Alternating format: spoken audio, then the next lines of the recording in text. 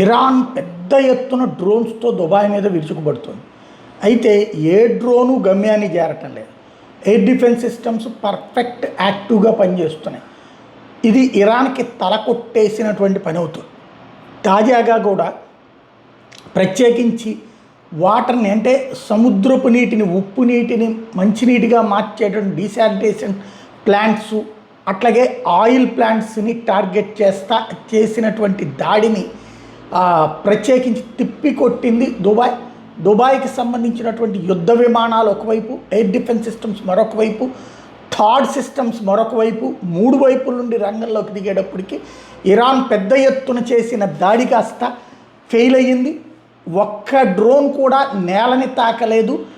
గాలిలోనే అవి పేలిపోయి ఆ రసి మాత్రమే కింద పడినటువంటి పరిస్థితి. అవి తప్ప మరే ఇబ్బంది ఫేస్ చేయకుండా చూడడంలో దుబాయ్ సక్సెస్ అయింది.